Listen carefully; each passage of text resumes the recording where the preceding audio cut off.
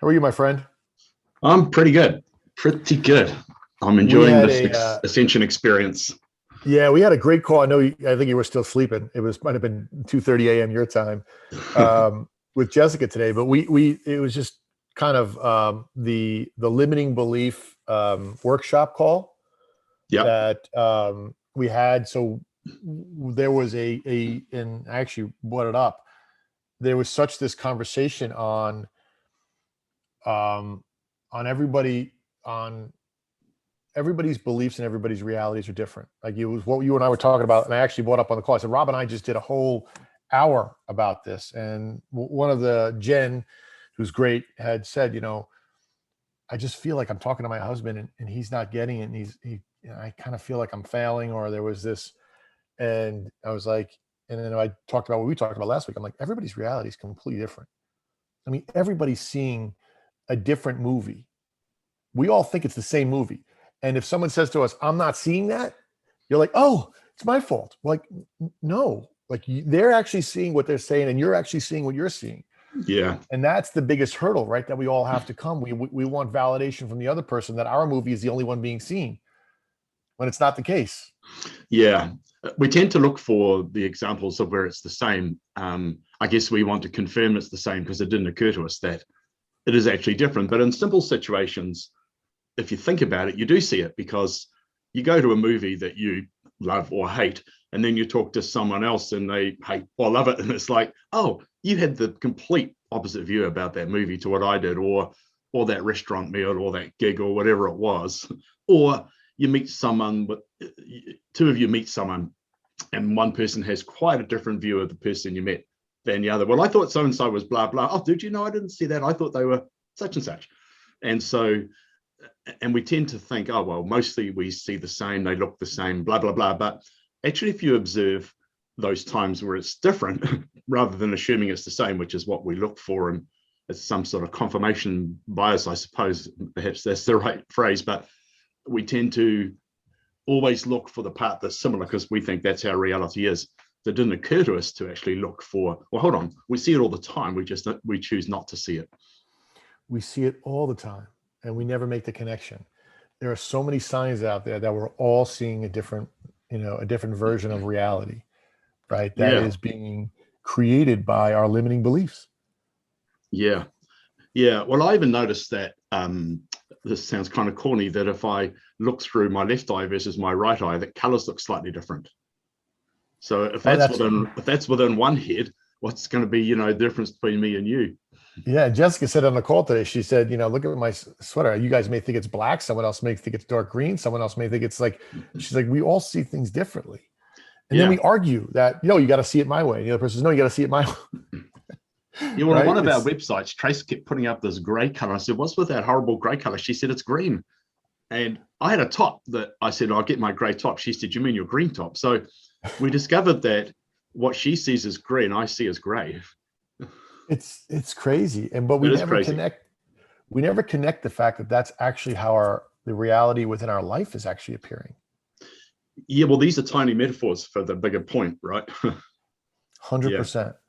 Yeah. If you look at, so it's so funny if you I had made a note to ask Joshua the on the calls last week. What was it about?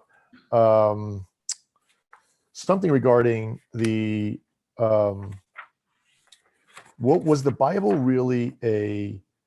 Um, it's the idea was started with the illusion of false gods. Like when you worship outside conditions, that's the metaphor. Worshiping false gods, right? In the movie, they would show a big gold cow, right, or something, and you'd be worshiping money, right, or financial prosperity. Yeah. But the comment, and if you look at like Neville Goddard and some of these other writers, Joseph Murphy, they talk about that the Bible is not a historical recount, and I'm not saying it is or isn't, right, but it's more of a book on psychology, on how to look at life, right? That it's more of like how to interpret things in life versus, and we all take it as a historical recount, right, Yeah. of history, and an accurate recount, right? But what if it's just a psychological thriller that gives you an idea, or even in some cases, a step-by-step guide on how to interpret the universe and your reality. It's like you're like, wow, okay. And, you read through the Bible, you read through some of that stuff.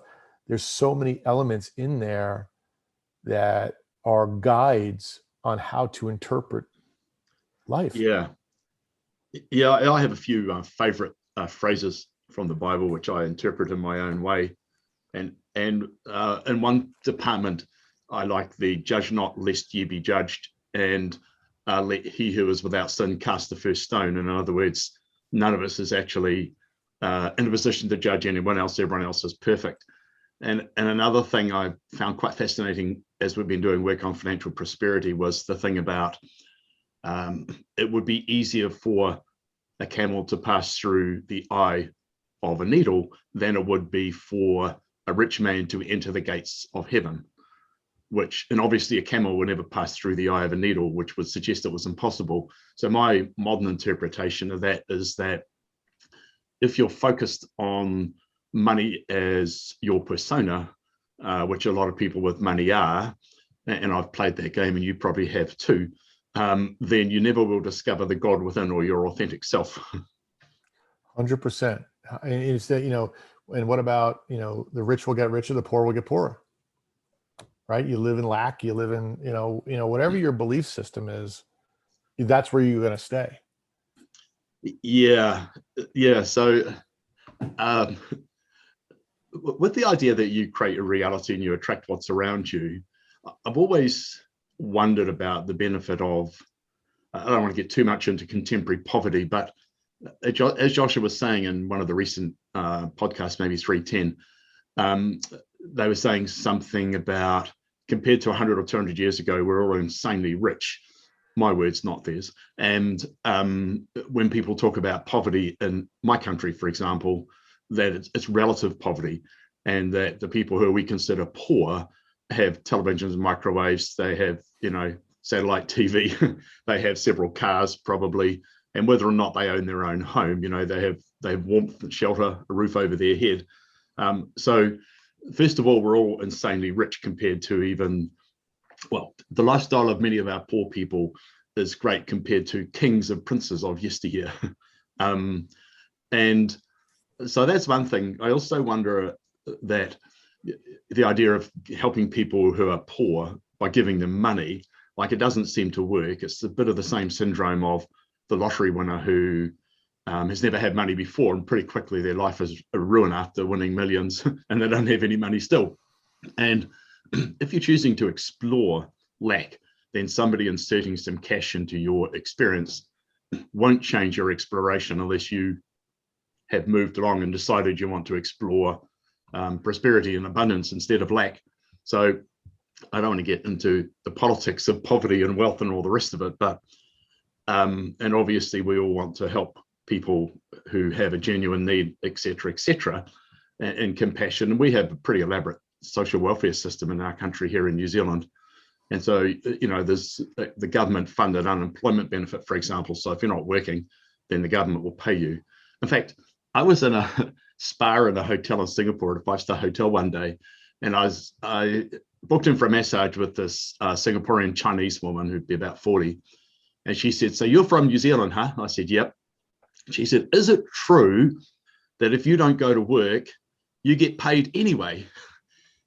And I said, yeah, that is true. And she's shaking her head and thinking, this is insanity. But because in a country where there's no unemployment benefit, that would appear to be insanity. Right. You could also do it. What do you have? What is there? 5 million people in New Zealand? Yeah.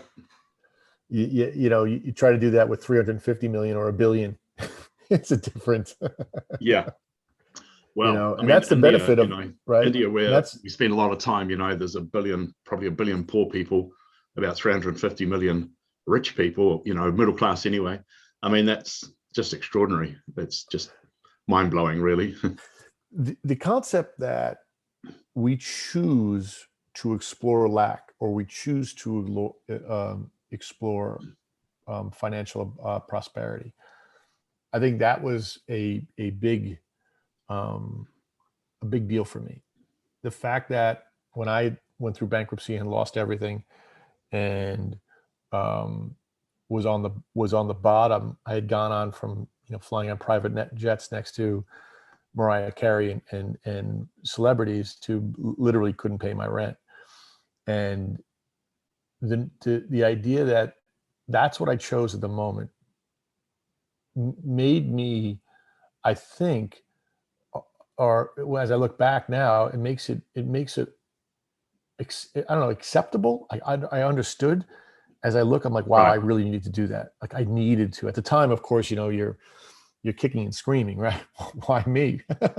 So what was but the as I first look part of back, the realization? Did you did you start to realize that you created this situation? Was that like, how did you start to unpack this thing? Where was your first thread that you pulled out of the tangled ball to actually start to see it differently? wow, that's a brilliant question. And I can tell you, and you and I know, because we've both been through the same. I started with Tony Robbins in 2014, 2015. It wasn't until I would say recently, I went through all the Seth books in 2020. All right. And the idea of this pre-birth agreement, right, was started to come up, and then, to be honest, I don't think I got it until Joshua.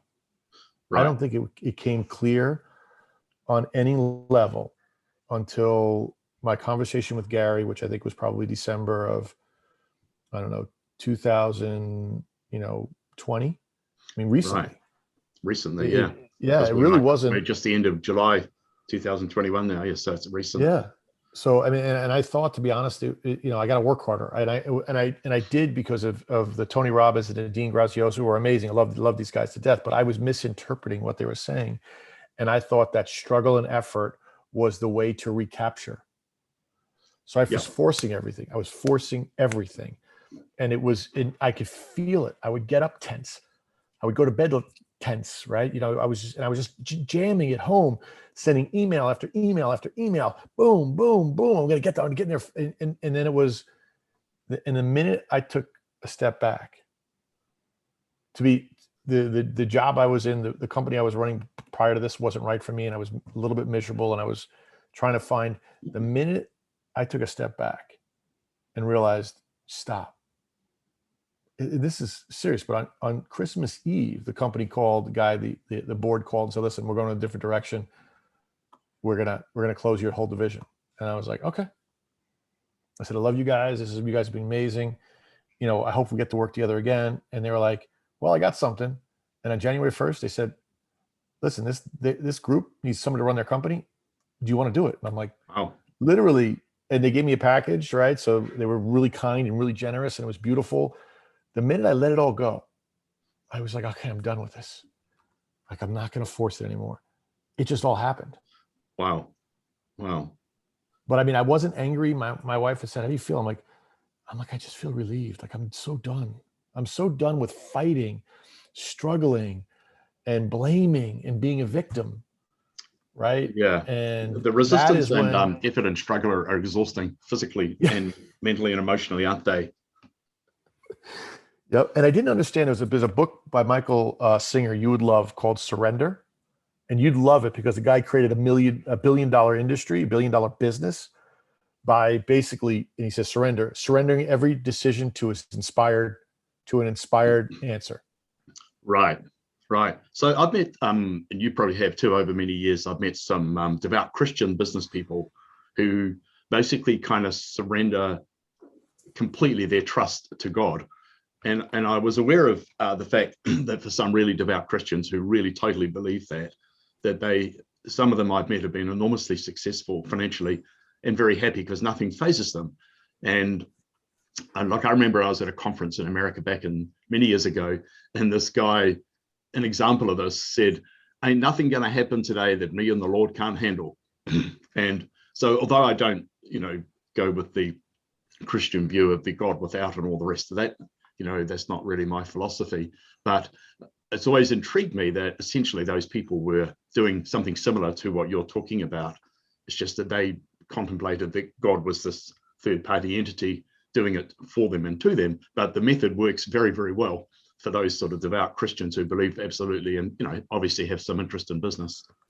And if you look at what the universe is not classifying your inner soul or what source is. So the universe accepts whatever you call source to be true, because your feeling is total love and total faith and total trust. So if you put trust into God, you put trust into the moon, you put trust into the sea, as long as you're putting trust into the universe, receiving inspiration and acting on inspiration and being in flow and not attaching to things. Yeah. So a lot of people I know, Christian people I've bumped into over the years, have been in that state, which is the whole thing about flow has always interested me as well. Yeah. So you and I have been on a similar path, and until recently, I haven't really even wanted to talk about it because I feel a lot of shame around it, and I'm still attached to the persona of the guy making millions and all that sort of thing.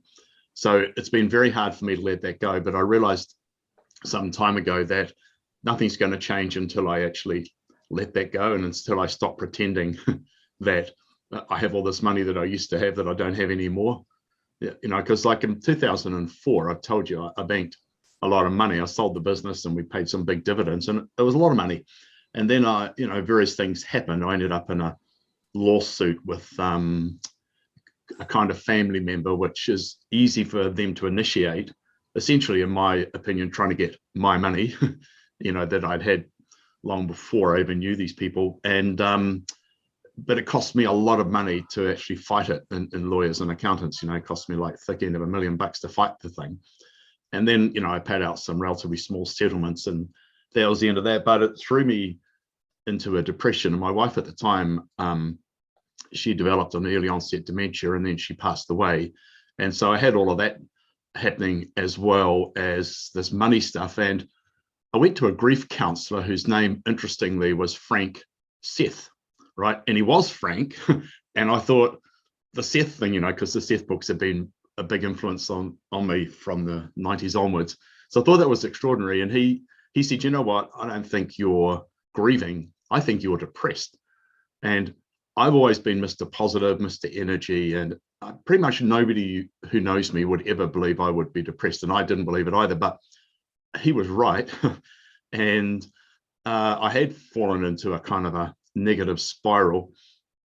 So I thought about that. And I also realized that I had created my current circumstances, which had gone from having a lot of money but didn't feel good with it or about it for various reasons, to then having not enough for a period of time. And I thought the fact that there was enough. There was always just enough for a period of time, just enough. And I thought this is kind of like, I've just always got my head above water. I'm never drowning.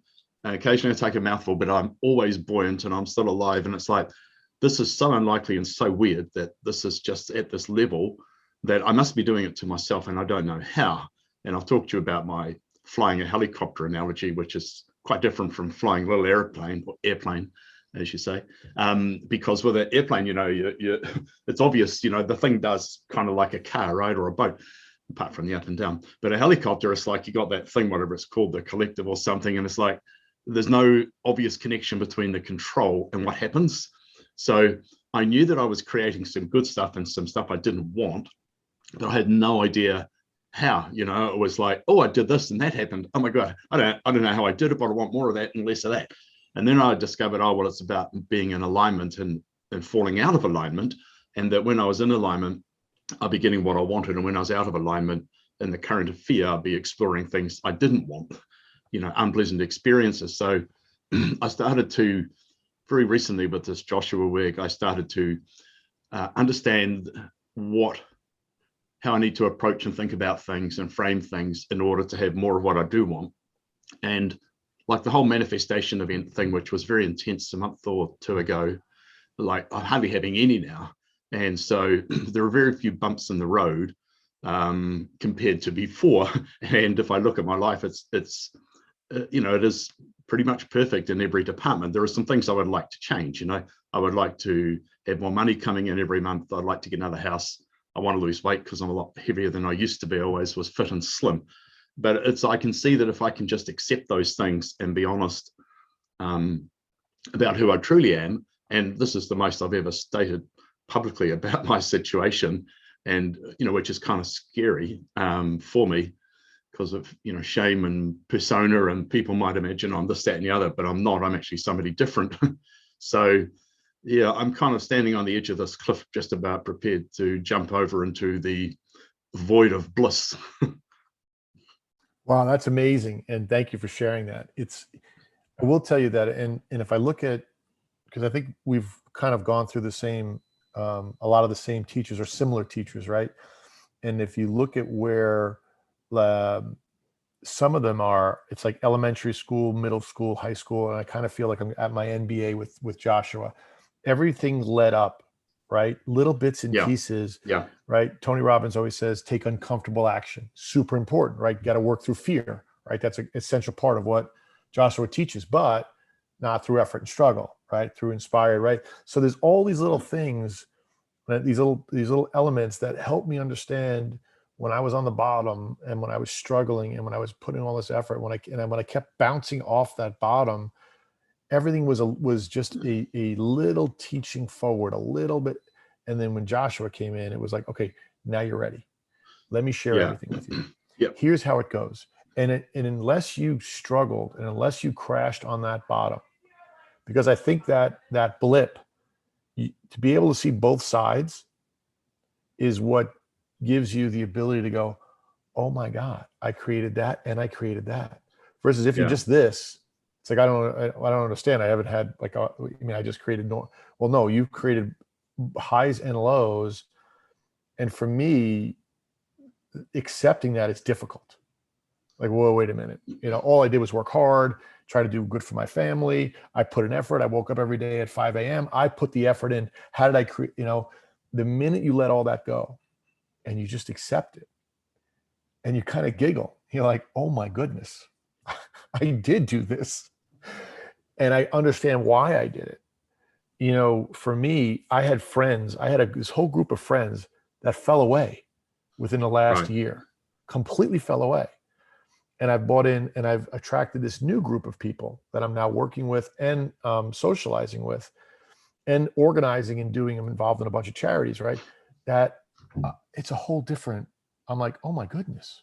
So while those manifestation events are just piling up as you're going through them, and as you attract that new group to you, you're then able to explore, and I'm hoping you are too, we are together, exploring now the upside of that. How does it feel to not have 10 manifestation events a day?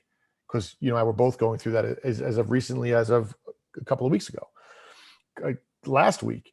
But I feel the same way you do. It's like there's sort of a slowing down. And my mom, and the biggest one I just had, it was my mom is sick. And I see my dad, who's this amazing man, but he's in his 80s, and he's trying to control the situation.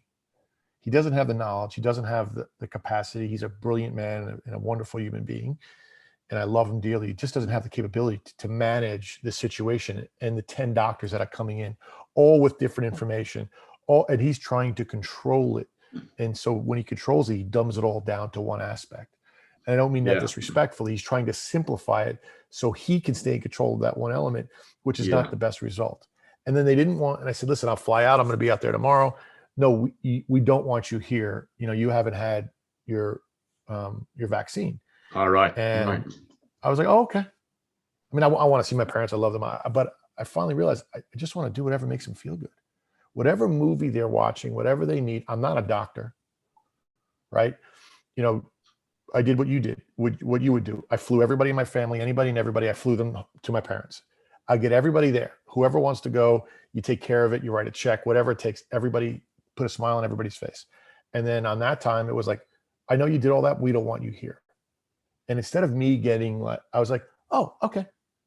Let me know how I can help. And I still, even saying it, I have no anger. No, I'm kind of like, I just hope I can, share love and be there when they need me. Which is a pretty, for me, that was a big deal. It's a good place to be, isn't it? Yeah. Right.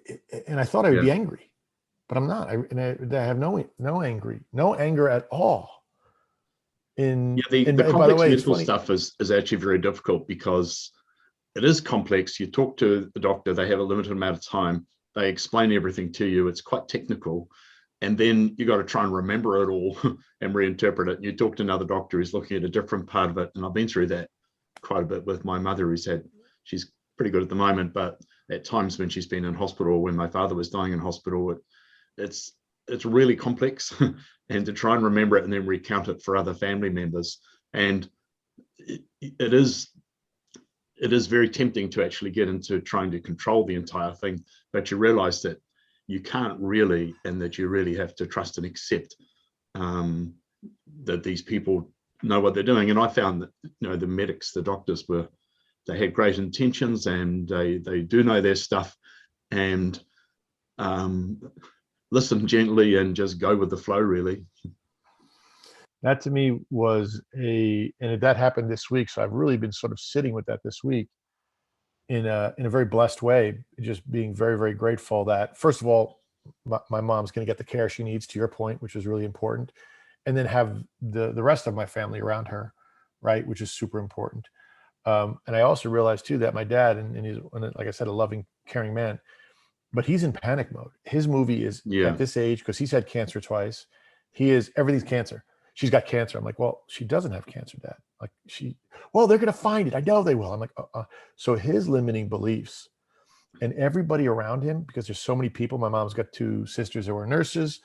They're in their 70s, right? So everybody sort of has their own movie they're watching. And I listen on these, and we get on these family calls with like 8 people, and it's literally 8 different movies.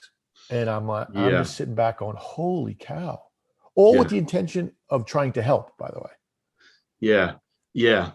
It is interesting. I had noticed that as well, that the way my siblings react to my father and then my mother's illnesses is primarily a function of their own thinking, not necessarily connected to what I considered to be was objective reality, realizing now that's just my movie and there is no objective reality because I created my reality and they created theirs, which is a pretty big concept to me, because in the stuff with the Joshua podcast, which is the sessions we have, it does seem to keep moving and progressing pretty fast, and new concepts are coming up all the time.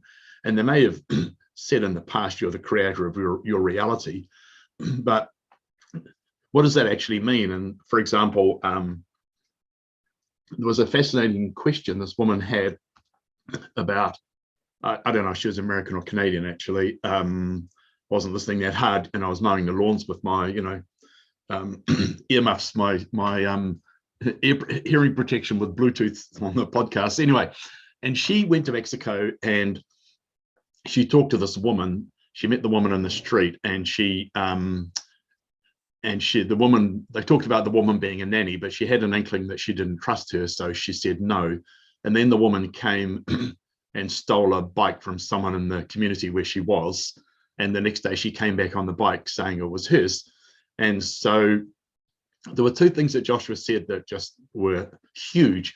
The first one was, well, because the woman said, I decided the woman was brave because she had the bravery to actually bring that bike as if it was hers.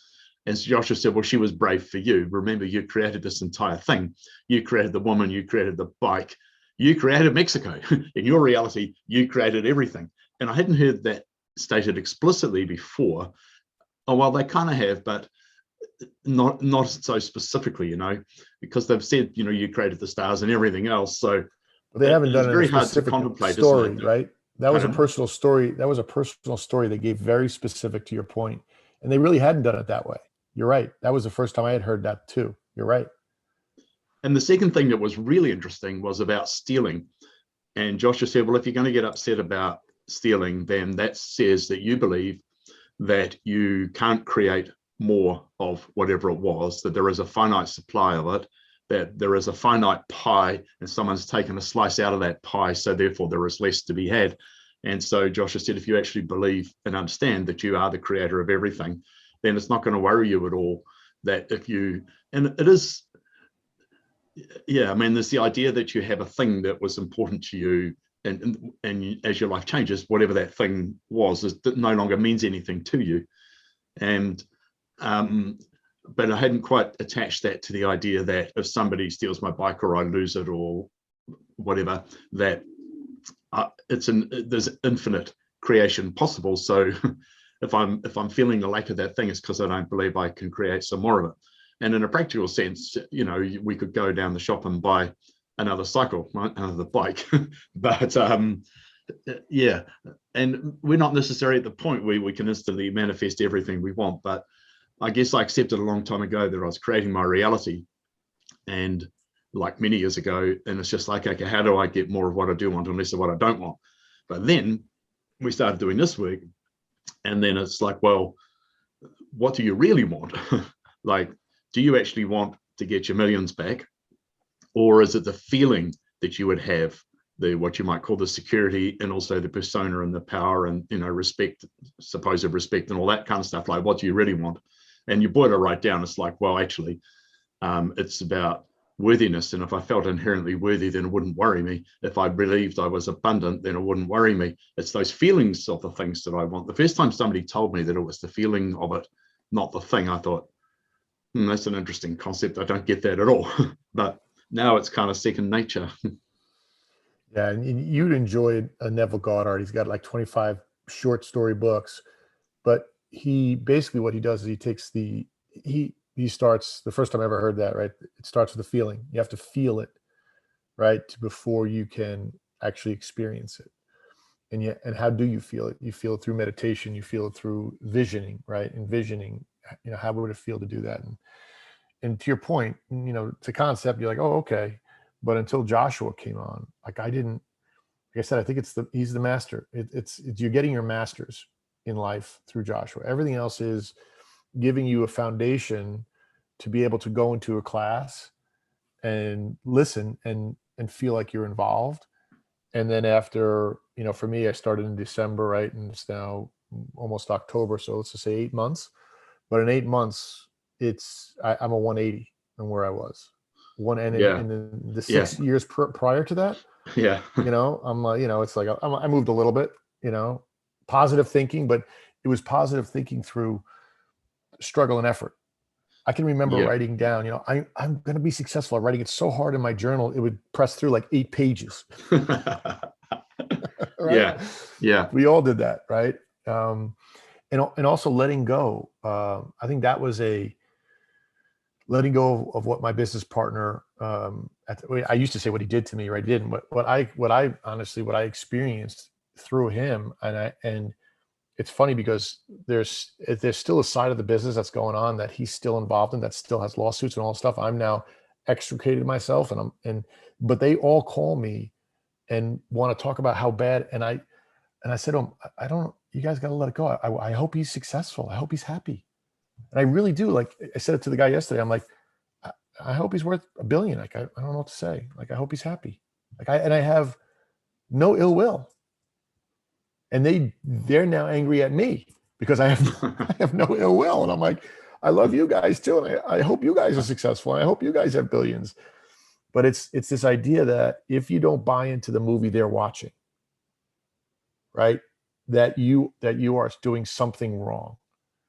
Like, and I would make people, I remember being so, get up, be on my side, right? You got to see it my way. Yeah. Right? I've been through that as well. Yeah, just gotta warm up here. Yep. And then angry when they didn't. Like, how could that person not see it my way? I can't believe how they didn't defend me and what was happening to me. And now I look back and I'm like, if something happens, I'm like, oh, this is all for the best. Like, you don't see the positive coming down. I don't see the positive coming down, but there's something positive coming down the pipe because of this. Yeah. I managed to reframe all of the lawsuits and things and wonder why I was so litigious in the past. It's right. But I think because we've gone through it, it gives us this perspective of, first of all, you've been through it, so the fear is minimized because it's not the end of the world, right? It's like with my financial and tax manifestation events, right? And it was all worked out. Like literally, like it was all for, like, I didn't need to worry about anything. Yeah. But there were, I think, what did Jessica send me? 8 limiting beliefs I had to work through. Yeah, that was the omnibus version for sure. Yeah, that was incredible. And I did, and I'm working through them. I think I have 2 more left to do. But no, the Joshua stuff, man, I am even this week, the readings this week, his emails this week. So, obviously in these programs, there's always something unique. But one thing Gary does, which I absolutely love, and no matter what program you take with Gary or Joshua, either it's a boot camp, it's the Ascension, or if it's even a different one-on-one with him, where he sends a daily email, right, with a Yeah. note, with a channeled note from Joshua or inspiration from Gary, right, whatever that may be. Yep. But the emails this week on the self-discovery, I thought have been like way over the top in like profound. Yeah, I agree. I've been printing them out and highlighting them and, keeping them on my desk. And normally, because when we went to India about like 6 years ago, yeah, exactly. Nice. When we went to India 6 years ago, we went paperless.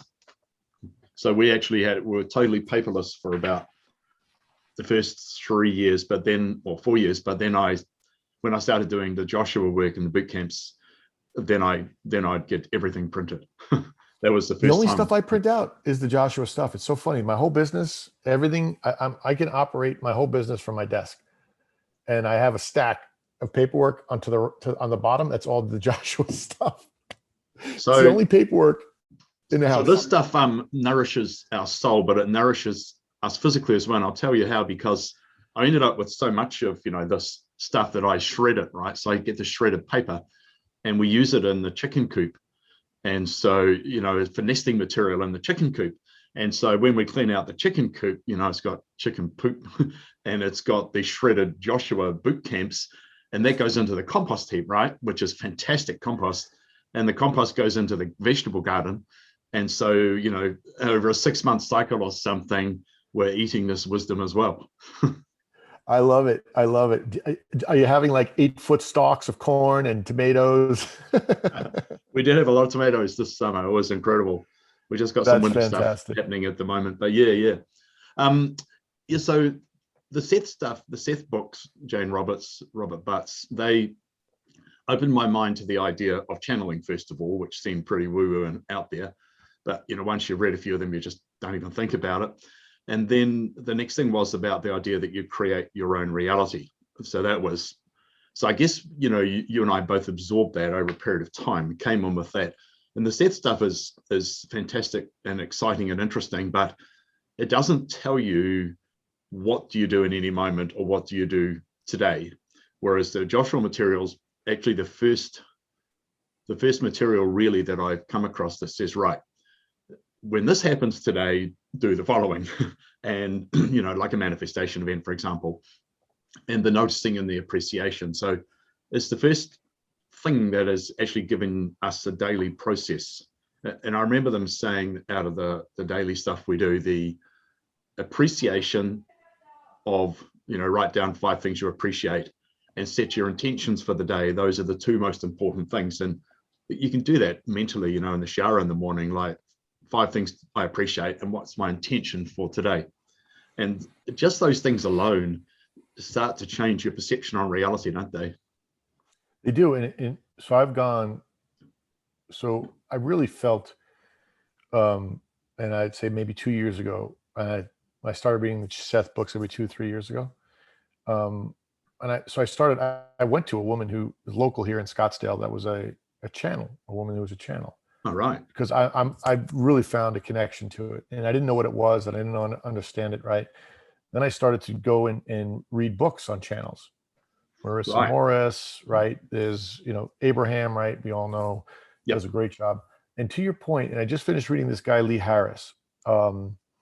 He also channels the Z's. There's 3 people with Z names, but it's a group, right? But it's funny because I was just listening to Lee Harris yesterday. And what you just said is it all touches upon these feelings or what you're experiencing, but doesn't go over the top and tell you how to get over it. Yeah. Right. Yeah. And he does, Joshua does, or the group, right, that is known as Joshua. They're giving you very specific tools in a very specific way, which is, you're saying like, is Gary, every once in a while I'm like, is Gary making this stuff up? Is he just all BS? but and I'm like, you're just listening to all the same books I am, but I am so impressed with the approach that the way Joshua is explaining reality is, and how to see that reality and experience that reality differently is so unbelievably helpful, and I wouldn't say easy, but executable. Like, you can do this. You can, right? It's a step-by-step course on how to be happier. It is. It is. I think it was also in this episode 310 of Joshua Live that I was listening to, mowing the lawns yesterday. They talked about how the questions that this group is asking and the topics that we're discussing has enabled them to bring forth ideas which had never been discussed before. And I remember listening to some stuff from Deepak Chopra probably 20 years ago, and he has a very poetic turn of phrase and kind of makes things sound magical and mystical and wonderful, just because his sentences are just so beautiful to listen to at times. And he sounds really good, like it's a joy to listen to, the content and the whole sound of it. Anyway, and he was talking about, I think he was talking about that everything exists in the field of potentiality, and then we bring to us, we attract the idea or the thought or the event to ourselves. And that was the first time I ever heard it, and it was a kind of a poetical phrase. I can't remember the phrase or where it was now, but the feeling of that has stuck with me forever since. And then I think, is it Napoleon Hill who talks about ideas in the ether? Mm-hmm. Because the ether was a scientific concept for a while, because scientists thought there must be some kind of invisible medium here around us that enables things to be transmitted. And I think that, things moved on and we understood the electromagnetic spectrum and blah, blah, blah. So we understood all the, light and radio waves and all that kind of stuff, X-rays, alpha rays, gamma rays, whatever. So we understood all of that a lot better. But the ether is still quite a useful concept as a metaphor, that things that are out there in the ether or the field of potentiality, and we bring them to ourselves. So you are saying that Joshua is bringing this stuff to us, and they are saying, yeah, kind of, but really we're just a conduit, because it's the exploration that you guys are doing which enables us to actually, in my words, not theirs, pluck these ideas from the ether, or to bring them in from the field of potentiality where all thoughts and ideas exist, but they've never been thought before. So it's the unthought. I kind of like to use the word unthink, but it doesn't exist, of course. Something's not been thought of, but such as that word, but the unthought idea which you bring into physical reality. So it's kind of a mutual journey, really. And Joshua is saying they're so excited to be able to be participating in this with us. But if it wasn't for the fact that this group of people are asking these questions and exploring these concepts, then these thoughts wouldn't be coming in and be turned into words. So, sometimes I think, is this just a load of BS? Is this for real? Am I deluding myself? And in a way, you can see it as the leading edge of thought, having thought about many other things and tried many belief systems over many years. But it is something completely different and completely new. Well, and I've heard that same phrase too for years. And I mean, Dr. Joseph Dispenza talks about it, right? Talks about there are limitless potentiality that exists, right? And they say, hey, you know what you're thinking, whatever, you bring it to it. And it's more than that, right? And the way Joshua explained it is sort of the way a musician would explain it. I know you love music, right? So it's kind of like when you are at a vibrational match, and what does that actually mean? When you're feeling love and joy with the true intention of just pure love and pure joy, right? Without having the intention of fear, without having any sort of hidden motives, you do connect with these ideas, and they do come to you. And we've all heard songwriters say, hey, how did you come up with that song? And they're like, it just came to me. Yeah. I've always been fascinated by the creative process with songwriting and art. And I didn't quite know why I was so fascinated by it, but now I realize it's because it was really a way of me trying to understand how we received creative ideas and thoughts, which we think, oh, well, I thought of this and I thought of that. But actually what happens is one became open to something, one became a vibrational match to something, and therefore it arrived, So it's source or inner self, or whatever you want to call it, that actually is bringing forth this thing. So our job is to really stop resisting and be open and be a vibrational match to it, and then all these things can come. And so I realized that my fascination with the songwriting and artistic creation process was really about how do humans receive inspiration, how do we receive our thoughts, and that's really the exploration that I was looking for and had a hankering for. Right. And a lot of people, you just said it, sort of the real thing is, once you accept you are source, you are creating all of this and you're feeling it all, and it's all being brought to you. We constantly resist through years of teaching, right? That we're not good enough, we're below, we're not worthy, that our exploration on earth is literally an interview to get into heaven. I mean, think how crazy that is. But that's how most people are like, I'm doing this here because I want a better afterlife. And I'm like, huh? Like, this is it. This is like, it. Yeah. Right. And if you believe, and I'm doing these I am statements, right? You don't know if you've done those, but I keep doing the I am source. Like, I am more powerful beyond my belief or my recognition. Like, I am source. I accept that I am source. Is that the 5 affirmations on page 2 of the stuff we do every day? Yeah. And I don't know if you saw the homework for this week, right? But on the homework for this week, for that, right, there's that, all those I am, right, what you are, where is it here? So it says here, exactly. Yep, exactly. Yeah. So I'm halfway through that.